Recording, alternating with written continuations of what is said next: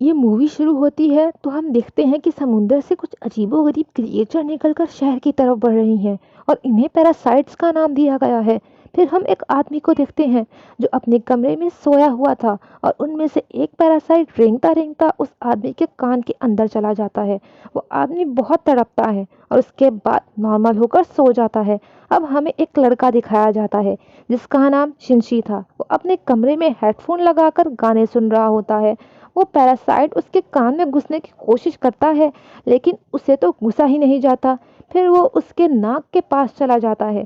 Shinji को खारिश होती है तो वो समझता है कि कोई कीड़ा है, तो वो उसे पकड़कर दूर फेंक देता है। वो उसको मारने के लिए आगे बढ़ता है लेकिन तभी वो पैरासाइट उसके हाथ पर काट कर उसके हाथ के अंदर चला जाता है। तभी उसकी मॉम भी वहां आ जाती हैं। तो वो उससे कहता है कि देखें, मेरे हाथ में कुछ चला गया है। और जब उसकी मॉम उसका हाथ देखती हैं तो वो बिल्कुल ठीक होता है।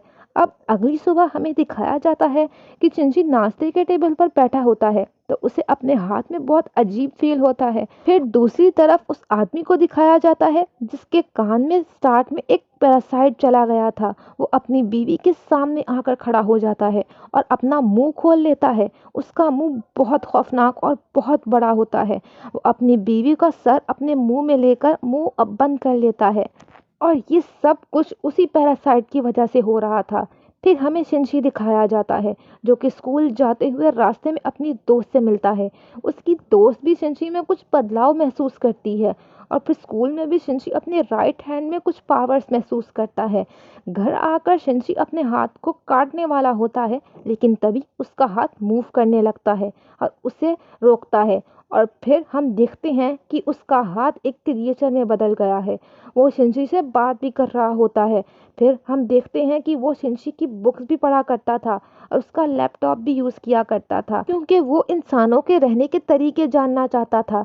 जब इससे शिनशी की बॉडी में घुसने की कोशिश की थी तो शिनशी ने इसे आगे जाने से रोक लिया था। इसीलिए अब ये सिर्फ उसके राइट हैंड में ही था और सिर्फ उसी हाथ को कंट्रोल कर रहा था। ये अपना नाम मिगी बताता है और कहता है कि तुम मुझे कभी मत काटना क्योंकि मैं तुम्हें कुछ नहीं कहूँगा। तुम मेरे होस्ट जो हो। अब मिगी और शिनची में दोस्ती होने लगी थी लेकिन बाकी सब लोग जिनको पैरासाइट ने इन्फेक्ट किया था वो पूरे शहर में बहुत तबाही मचा रहे थे और इंसानों को मारकर खा रहे थे। दूसरी तरफ मिकी शिनची को खींचकर एक रेस्टोरेंट की तरफ ले जाता है। वहां पर भी बहुत सारे इन्फेक्टेड लोग यानी पैरासाइट्स इंसानों का गोश्त खा रहे थे। वो शिनची को देखते हैं तो उन्हें लगता है कि ये भी इन्फेक्टेड है और उसे भी वो गोश्त देते हैं। लेकिन जब उन्हें पता चलता है कि ये तो पूरी तरह से इन्फेक्टेड नहीं है बल्कि अभी भी ये इंसान है तो वो उसे भी मारने के लिए आगे बढ़ते हैं। लेकिन मिकी उनको आगे से मारता है और शिनशी की जान बचा लेता है क्योंकि अगर शिनशी मर जाता तो वो खुद भी मर जाता और ये सब उसने सिर्फ अपने फायदे के लिए किया था। अब न्यूज़ आती है कि शहर के लोग मर रहे हैं और किसी को भी कुछ समझ नहीं आ रहा था कि लोग कैसे मर रहे हैं क्योंकि पैरासाइट्स अपना ये काम बहुत होशियारी से और बहुत छुप छुप के कर रहे थे। शिनशी मिकी से कहता है कि तुम अपने साथी पैरासाइट्स को क्यों नहीं कहते कि इंसानों को मत खाएं। तो मिकी उससे कहता है कि तुम भी तो सब्जियों और गोश्त को खाते हो, तो इसी तरह हम लोगों का खाना इंसान ही है, तो इसमें बुरी बात क्या है। अब मिकी को पता चल गया करता था कि उनके आसपास कौन सा पैरासाइट है। जब शिनजी स्कूल जाता है तो वो उसे बताता है कि तुम्हारे पास एक पैरासाइट है और वो कोई और नहीं बल्कि उसकी टीचर थी। और टीचर जब शिनजी को देखती हैं तो उसे भी पता चल जाता है कि ये भी इन्फेक्टेड है। लेकिन वो कहती हैं कि तुम्हें मुझसे डरने की कोई ज़रूरत नहीं है क्योंकि मैं इंसानों को नुकसान नहीं पहुंचाना चाहती, बल्कि मैं इंसानों को इसीलिए पढ़ रही हूँ ताकि मैं इंसानों की क्वालिटीज़ हमेशा मुझ में रहें। वो उसे दो और पैरासाइट के पास लेकर जाती है। एक स्टूडेंट होता है और एक पुलिस ऑफिसर। वो बताती हैं कि ये पुलिस ऑफिसर मेरा हस्बैंड है और हमारा बेबी होने वाला है और वो बेबी बिल्कुल नॉर्मल इंसान होगा। तो हम भी इंसानों की तरह ही रहना चाहते हैं। हम किसी को नुकसान नहीं पहुंचाएंगे, किसी को सरेआम नहीं मारेंगे, लेकिन छुप कर गोश्त खाना चाहते हैं। तो क्या तुम हमारे ग्रुप ज्वाइन करोगे। लेकिन मिकी इस बात को नहीं मानता। अब अगले दिन वही पुलिस ऑफिसर उन लोगों के पास आता है तो मिकी शिनशी को बताता है कि ये हमें मारने आया है, क्योंकि इसे पता चल चुका है कि उस दिन हमने एक रेस्टोरेंट में एक पैरासाइट को मारा था। और इसी के साथ वो पुलिस ऑफिसर इन पर अटैक कर देता है। अब मिकी और शिंशी भी बहुत लड़ते हैं और उसको फाइनली मार देते हैं। जब शिंशी घर आता है तो उसे बहुत बुरा फील हो रहा था कि उसने मर्डर कर दिया, लेकिन दूसरी तरफ हम देखते हैं कि पुलिस ऑफिसर की बॉडी से वो पैरासाइट निकलकर किसी और की बॉडी में चला जाता है। और ये कोई और नहीं बल्कि शिंशी की माँ थी। वो शिंशी को मारने के लिए उसकी तरफ बढ़ रही थी। मिकी शिंशी को बताता है कि ये तुम्हें मारना चाहती हैं, तो शिंशी उससे कहता है कि खबरदार, तुमने मेरी माँ को कुछ कहा, क्योंकि वो अपनी माँ से बहुत प्यार करता था और वो अपनी माँ को खोना नहीं चाहता था। लेकिन देखते ही देखते उसकी माँ का सर भी बाकी पैरासाइट्स की तरह खुलने लगता है और वो शिंशी पर अटैक कर देती हैं।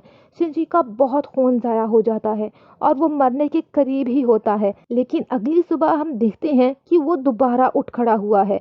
तो मिकी उसे बताता है कि तुम बहुत ज़ख्मी हो गए थे, लेकिन मैंने अपने सेल से तुम्हारा ज़ख्म को ठीक कर दिया। लेकिन यहाँ बुरी बात ये थी कि अब शिंशी की बॉडी में मिकी के सेल्स आ गए थे और अब वो पूरी तरह इन्फेक्टेड हो रहा था। शिंशी अपनी माँ को ढूंढने लगता है, लेकिन वो कहीं पर भी नहीं मिलती। तो वो टीचर के पास जाता है और पुलिस ऑफिसर के बारे में पूछता है, लेकिन वो टीचर भी उसे कुछ नहीं बताती। मिकी उसे बताता है कि अब मुझे भी 4 घंटे की सोने की ज़रूरत पड़ेगी और उस वक्त मैं तुम्हें बचा नहीं सकूंगा, तुम्हें अकेले ही लड़ना होगा। लेकिन क्योंकि अब मिकी के सेल्स भी शिंशी के बॉडी में थे, तो उसमें मिकी की क्वालिटीज़ भी आ गई थी। आगे हम देखते हैं कि वही स्टूडेंट जो टीचर ने दिखाया था, जो कि पैरासाइट बन चुका था, वो भी शिंशी के स्कूल में एडमिशन ले लेता है। वो शिंशी को दोस्त बनाने का ड्रामा करता है, लेकिन आहिस्ता आहिस्ता सबको पता चल जाता है कि वो पैरासाइट है और फिर वो सब स्टूडेंट्स को मार देता है। इसके बाद वो शिंशी की दोस्त को मारने के लिए आगे बढ़ता है, लेकिन शिंशी अपनी दोस्त को उठाकर बिल्डिंग से नीचे छलांग लगा देता है। अब वो टीचर वहाँ पर आती है और वो चाहती थी कि ये स्टूडेंट मर जाए, क्योंकि इसकी वजह से उसका राज भी खुल सकता था। वो वहाँ पर ब्लास्ट करती हैं, लेकिन उसे कुछ नहीं होता और फिर पुलिस वहाँ आ जाती है, लेकिन वो पुलिस को भी मार देता है। अब मिकी शिंशी को बताता है कि वो बिल्डिंग की छत पर है और शिंशी दूसरी बिल्डिंग की छत पर जाकर उसे एरो से मार देता है। और उसके बाद वो टीचर के पास जाता है और पुलिस ऑफिसर का एड्रेस पूछता है, जो कि पैरासाइट था, और टीचर अब उसे एड्रेस दे देती हैं। उस पुलिस ऑफिसर का पैरासाइट अब भी उसकी माँ के अंदर था, लेकिन यहाँ पर मिकी के सोने का टाइम हो जाता है। तो इसका मतलब ये था कि शिंशी को यहाँ पर अकेले ही लड़ना था उस पैरासाइट को ख़त्म करने के लिए। जैसे तैसे करके वो उसकी गर्दन काट देता है, जिसके बाद उसकी माँ, वो पुलिस ऑफिसर दोनों मारे जाते हैं। फिर हम देखते हैं कि शिंशी अपनी दोस्त से हॉस्पिटल मिलने जाता है। वो बातें कर रहा होता है कि एक एक करके मैं सब पैरासाइट्स को मार दूंगा। तभी हम देखते हैं कि कोई उनकी पिक्चर्स ले रहा होता है। वो कोई जासूस था। यहाँ पर इस मूवी का पार्ट 1 ख़त्म हो जाता है। अब मैं आपको पार्ट 2 एक्सप्लेन करूँगी। पार्ट 2 में उस इंसिडेंट के कुछ महीनों बाद का टाइम दिखाया जाता है, जब आर्मी को पता चल जाता है कि इस शहर में कोई पैरासाइट्स हैं जो लोगों पर अटैक कर रहे हैं और वो लोगों को बचाना चाहते थे। फिर वो जेल से एक सीरियल किलर को लेते हैं, जो पहचान सकता था कि पैरासाइट कौन है और नॉर्मल इंसान कौन। उसके सामने एक एक करके लोगों को लाया जाता है, तो वो सबको नॉर्मल कह देता है। लेकिन जब उसके सामने शिंशी को लाया जाता है तो वो सोच में पड़ जाता है और काफ़ी सोचने के बाद कहता है कि ये भी नॉर्मल इंसान है। अब शिंशी जब घर जा रहा होता है तो मिकी उसे बताता है कि हमारे आसपास एक पैरासाइट है, और वो पास की बिल्डिंग में जाते हैं, जहां वो पैरासाइट एक आदमी का गोश्त खा रहा होता है। जब वो पैरासाइट शिंशी को देखता है तो उसकी तरफ बढ़ता है, लेकिन मिकी उसे भी मार देता है। फिर अचानक उसे फील होता है कि जैसे उसके पीछे कोई है, और ये कोई और नहीं बल्कि वही आदमी था जिसने पार्ट 1 के एंड में शिंशी और मिकी की पिक्चर्स ली थी। और फिर हमें शहर का मेयर दिखाया जाता है, जो कि पैरासाइट्स के फेवर में बोलता है और बहुत बुरा आदमी था, और वो टीचर भी उसके साथ मिली हुई थी। अब हम देखते हैं कि उस टीचर का एक बेबी भी हो चुका था, और जो कि बिल्कुल नॉर्मल इंसान था। वो मेयर जान गया था कि शिनशी पैरासाइट्स को मार रहा है, तो वो भी उसे मारना चाहता था, लेकिन टीचर उसे मना कर देती हैं। वो कहती हैं कि मिकी और शिनशी आपस में जुड़े हुए हैं, तो मैं देखना चाहती हूँ ये कैसे एक साथ रहते हैं। अगर तुम शिनशी को मार दोगे तो पैरासाइट मिकी भी मर जाएगा, और इसीलिए उसी ने शिनशी के पीछे वो जासूस छोड़ा था ताकि वो उस पर नज़र रख सके। शिनची एक दिन चल रहा होता है कि उसे फिर से फील होता है कि उसके पीछे कोई है। वो जासूस उसकी बात सुनता है और कहता है कि तुम्हें पुलिस को अपने बारे में बता देना चाहिए। तो शिनची कहता है कि नहीं, पुलिस में भी बहुत सारे पैरासाइट्स भरे पड़े हैं। उसे यहाँ पता चल जाता है कि ये जासूस को टीचर ने उसके पीछे छोड़ा है, तो वो टीचर के पास जाता है और कहता है कि ये सब तुम क्या कर रही हो, ये सब करना तुम बंद क्यों नहीं कर देती। तो टीचर उससे कहती हैं कि तुम हमारे साथी पैरासाइट्स को मार रहे हो, वो सिर्फ अभी इंसानों को खाना सीख रहे हैं और कुछ देर बाद वो उनको मारना भी बंद कर देंगे। वो चुप हो जाता है और फिर जासूस के पास जाता है और उसे बताता है कि वो टीचर बहुत खतरनाक पैरासाइट है, वो किसी भी वक्त तुम्हें भी नुकसान पहुंचा सकती है, तो तुम उससे दूर रहो। लेकिन जासूस उसकी बात पर यकीन नहीं करता। अब अगले दिन वो जासूस उस मेयर से मिलता है। उसे शिनशी की बात को टेस्ट करना था कि वो सच बोल रहा है कि नहीं, तो इसीलिए वो मेयर के रूम में वॉइस रिकॉर्डर लगा देता है। लेकिन मेयर को इस बात का पता चल जाता है और वो जासूस को मारने का हुक्म देता है कि ये अब हमारे लिए नुकसान बन चुका है। वो पैरासाइट को उसके घर भेज देता है उसे मारने के लिए, लेकिन वो घर पर नहीं होता, वो उसकी बेटी को मार देते हैं। दूसरी तरफ शिनशी को मिकी बताता है कि तुम पर 5 पैरासाइट्स अटैक करने आ रहे हैं। अब उनकी तरफ एक आदमी बढ़ता है और उसी आदमी के अंदर वो 5 पैरासाइट्स थे। मिकी और शिनशी उसे फाइट करते हैं और उसका सर उड़ा देते हैं। उन्हें लगता है कि ये अब मर चुका है, लेकिन अभी तो सिर्फ एक पैरासाइट मर गया था और 4 अभी भी बाकी थे।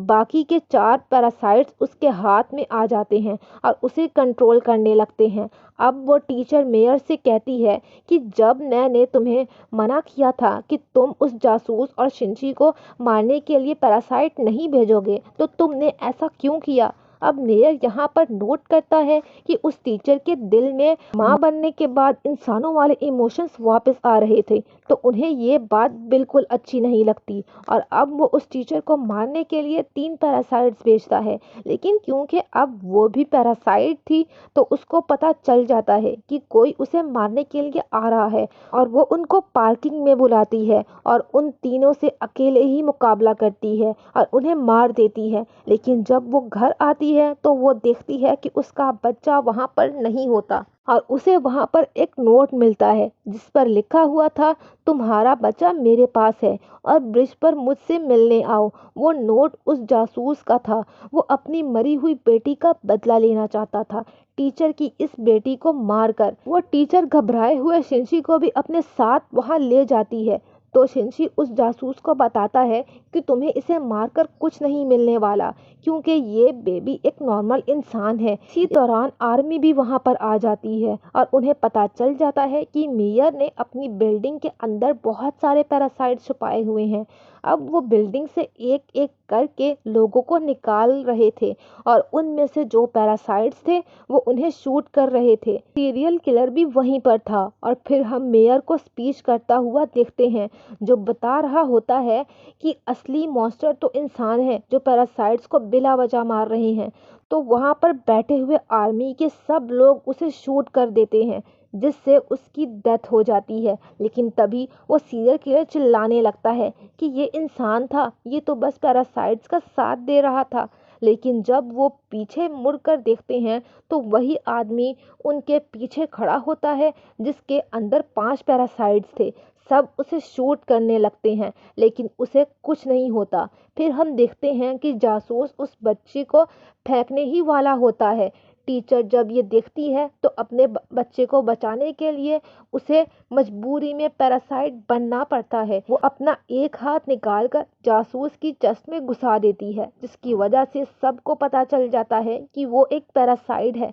पुलिस उस पर मुसलसल शूट करने लगती है और वो जान गई थी कि अब उसकी जान नहीं बच सकती। वो अपना बेबी शिनची को पकड़ाने आती है। जैसे ही वो बेबी शिनची को पकड़ाती है तो बहुत ज़्यादा गोलियां लगने की वजह से उसकी फौरन डेथ हो जाती है। यहाँ पर शिनची को भी अपनी माँ भी याद आ जाती है और उसमें इंसानों वाली फीलिंग्स दोबारा से आने लगती हैं।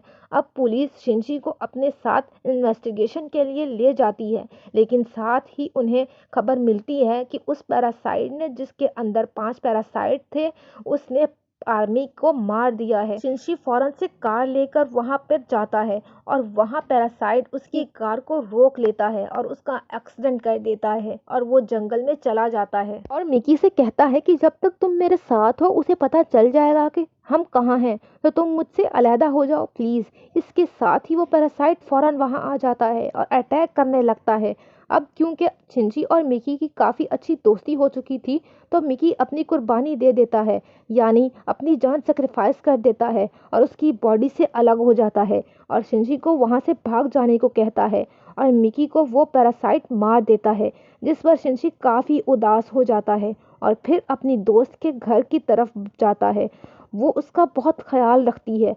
वो लेटा होता है कि एकदम देखता है कि उसके बाजू में से मिकी दोबारा ग्रो कर रहा है और ऐसा इसीलिए हुआ जब मिकी ने अपने सेल्स दे के शिनची की बॉडी को ठीक किया था, तो मिकी के सेल्स भी तो उसकी बॉडी में आ गए थे, इसीलिए वो चाहता तो दोबारा ग्रो कर सकता था।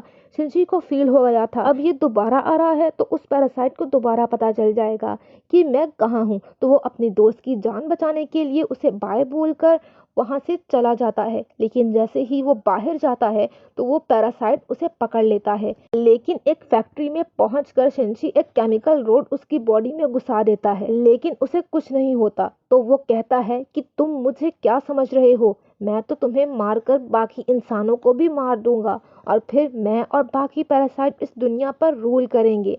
वो उसे मारने ही वाला होता है कि मिकी फौरन से उसकी बॉडी में दोबारा ग्रो कर जाता है और उस पैरासाइट पर अटैक कर देता है।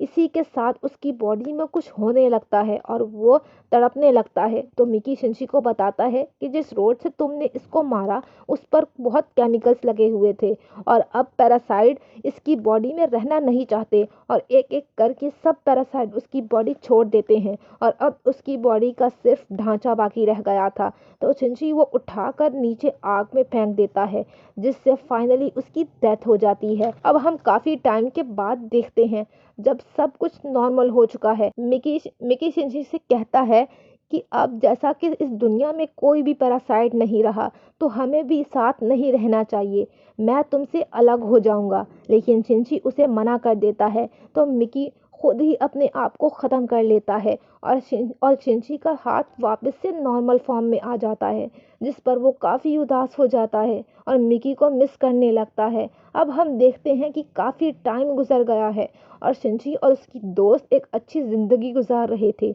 और वो उसकी टीचर के बेबी से भी मिलने जाया करते थे कि अचानक हम देखते हैं कि वो सीरियल किलर वापस आ गया था और वो शिनची की दोस्त को किडनैप कर लेता है। वो उसके कान में कहता है कि असली मॉन्स्टर इंसान है, लेकिन शिनची की दोस्त उससे कहती है कि असली मॉन्स्टर तो तुम हो, तुम लोगों को मारते हो। तो इस बात पर वो सीरियल किलर उसको बिल्डिंग से नीचे धक्का दे देता है, लेकिन शिनची फौरन जाता है और अपना हाथ लंबा करके उसे बचा लेता है और यहाँ पर उसे फील होता है कि उसकी मदद यहाँ पर मिकी ने की है और यहाँ पर फाइनली ये मूवी ख़त्म हो जाती है।